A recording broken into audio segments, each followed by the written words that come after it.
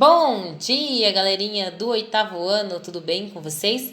Pessoal, então na nossa videoaula de hoje, nós iremos trabalhar os conteúdos que serão cobrados na nossa avaliação, tá bom? Então prestem bastante atenção na explicação dos conteúdos no decorrer do vídeo, anotem no caderno de vocês todas as informações que vocês acharem importantes para auxiliar vocês na resolução da prova, então, na próxima semana, tá certo?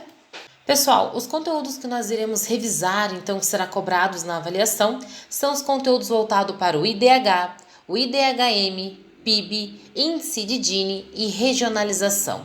Todos esses conteúdos serão voltados para o continente americano, continente africano e para as regiões polares, tá bom? Então, ali, todos esses contextos serão aplicados para estes continentes, ok? Então vamos lá, vamos iniciar pelo IDH, o Índice de Desenvolvimento Humano, então, tá bom? Qual é a importância, então, ali, sobre o que é responsável o IDH, né? Então, o IDH, ele serve para medir o desenvolvimento humano de um país. Então, como é, então, a qualidade de vida dentro de um país, com base em alguns critérios, né? Então, para ali que um país consiga, né, fazer um levantamento se ele possui um bom IDH, ele precisa levar em consideração critérios como saúde, educação e renda per capita. Se esses três critérios, pessoal, forem de qualidade, estiverem ali acima da média, significa que o país ele vai ter um IDH elevado, tá bom? Então, o IDH é o Índice de Desenvolvimento Humano, mede, então, o desenvolvimento humano dentro de um país. E esse desenvolvimento humano, ele é medido, então, através desses três principais critérios, tá certo? Saúde, educação e renda per capita. O IDHM, pessoal, é o IDH, o Índice de Desenvolvimento Humano, então, por município, tá bom? Então, ali dentro de um município. Vamos lá. Aqui eu coloquei um mapinha para vocês, então, demonstrando, né, ali algumas regiões e como é o desenvolvimento humano, então, dessas regiões e países, beleza? Como nós estamos estudando sobre o continente africano e o continente americano, tá bom? Nós vamos focar somente neles, então, por enquanto. Então, nós conseguimos observar primeiramente no continente americano que praticamente todo esse continente tem um bom IDH, tá certo? Os países que se destacam, é claro, né, Estados Unidos, Canadá, Alasca, nós temos ali a Argentina, Chile e Uruguai. São com os maiores índices de IDH, então, os que possuem o IDH mais elevado. Mas, pessoal, os outros países, né, como o Brasil, México, tá bom? Ali, ó, nós temos Paraguai, Equador, Bolívia também apresentam, então, o IDH ali dentro da média, beleza? Agora no continente africano, né? O continente africano a gente já encontra uma realidade um pouquinho diferente. Então ali, ó, os países concentrados ali, então, na África do Norte, né, na parte mais setentrional do continente africano, são os países que vão apresentar ali o IDH um pouco mais elevado, tá bom? E os países também ali sul-africanos. Já os países que se encontram mais ali, pessoal, na parte central do continente africano, são os países que possuem os mais baixos índices de desenvolvimento humano. Então, são países onde aqueles critérios, né, que nós falamos anteriormente, de saúde, educação, né, ali a renda per capita, são mais precários. Tá certo? Então nós temos ali realidades diferentes, né? Do continente americano para o continente africano. O continente americano, em relação ao IDH, né, é considerável ali alto, um bom IDH. Já no continente africano, então ali nós temos algumas regiões que sofrem, então, ali com baixo índice de desenvolvimento humano. Um próximo conteúdo, pessoal, que a professora vai trabalhar com vocês para a nossa avaliação, então, é sobre o PIB, o Produto Interno Bruto, tá bom? O que é esse Produto Interno Bruto, então? É a soma de todos os bens gerados dentro de um país ou região. Então, é todo o bem que um país, ele gera, tá certo? Então, vamos lá. Qual é o objetivo, então, do PIB? O objetivo é, através da soma desses bens, tá bom? Medir a economia. Então, através ali da soma de todos os bens e serviços gerados dentro de um país ou de uma região, tá bom? Com esse levantamento, então, nós conseguimos medir como é a economia daquele país ou daquela região. Então, um país que tem um PIB elevado vai ser um país que tem uma boa economia. Um país que tem um PIB baixo vai ser um país ali que tem uma economia mais comprometida, tá certo? Então, o PIB, Produto Interno Bruto, beleza? Ele mede a economia de um país. Agora aqui, ó, coloquei um mapa para vocês representando como é a distribuição do PIB, então, no mundo. Quais são os países que têm ali o PIB, né, mais elevado e quais são os países que têm o PIB ali mais baixo, beleza? Uma observação para vocês. O PIB nesse mapa, então ali, ele está sendo medido por bilhões de dólares, tá bom? Então aqui do ladinho esses números que vocês encontram, eles estão em bilhões de dólares, beleza? Vamos focar então no continente americano mais uma vez e no continente africano, tá? O continente americano, nós conseguimos observar ali que as cores que predominam, né, neste continente são essas cores aqui, ó, azul, roxo, vermelho, o marronzinho e o vermelho mais escuro, tá bom? Algumas regiões, então, ali tem uma queda, tá bom, no PIB, como é o caso aqui do Uruguai, do Paraguai, tá certo? Então são países ali que já tem o PIB um pouquinho mais comprometido, beleza?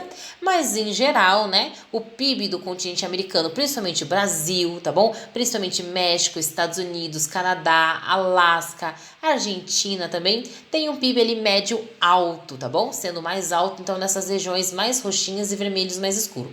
Já o continente africano, nós vemos uma realidade, mais uma vez, totalmente diferente, né?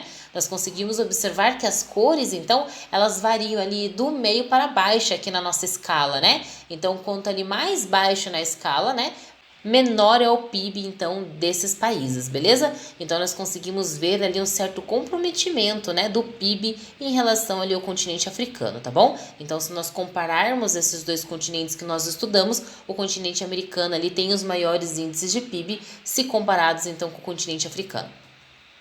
Vamos lá, um outro conteúdo então que nós vamos trabalhar para a nossa avaliação é sobre o índice de Gini. Lembra que o índice de Gini então é aquele indicador, né, que ele mede a desigualdade dentro de um país ou território, tá bom? Então é responsável por medir a desigualdade.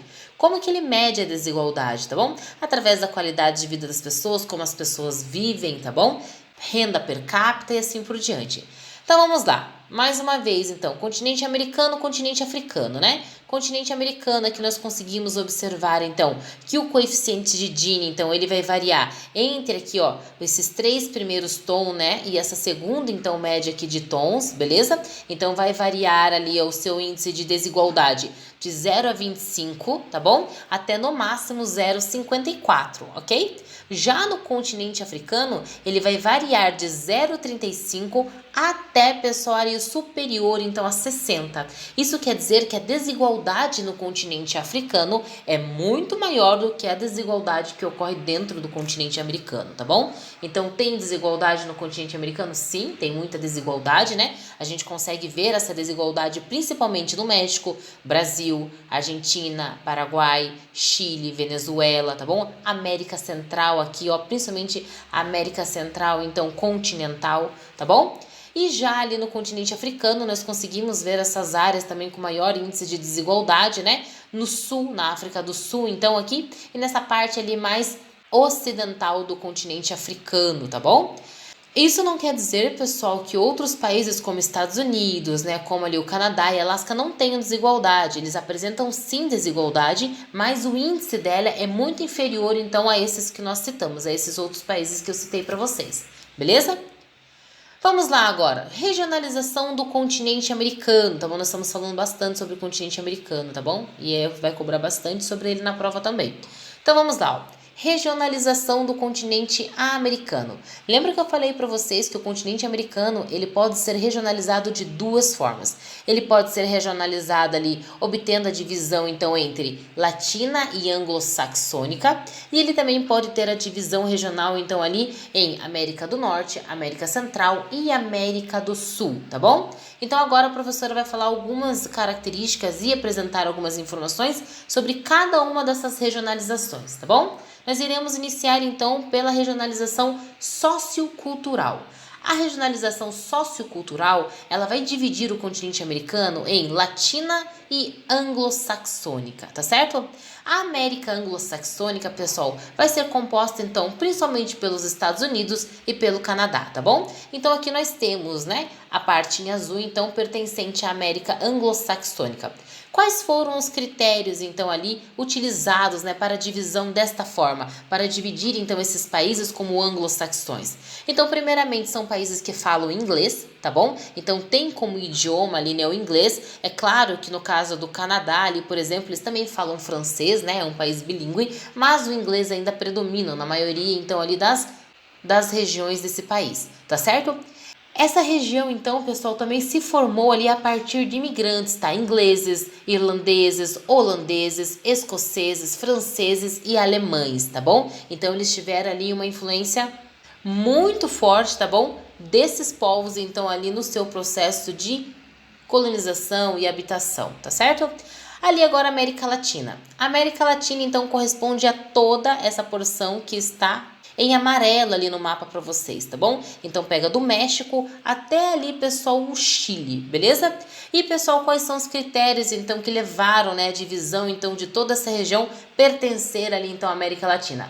Primeiramente, os países falam ali línguas derivadas do latim, tá bom? Como, por exemplo, o português, tá bom? O francês e o espanhol, beleza?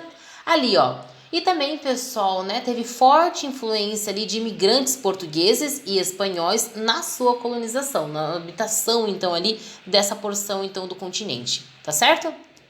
A próxima regionalização, então, do continente americano é conhecida, então, como a divisão física, tá bom? Então, uma regionalização com critério ali de divisão físico, aonde vai levar em consideração, então, principalmente a localização geográfica, os aspectos físicos e os aspectos econômicos, tá bom? Então, são os principais critérios que são ali levados em consideração para essa regionalização, tá certo? Então é dividido entre América do Norte, América Central e América do Sul, de acordo com esses critérios.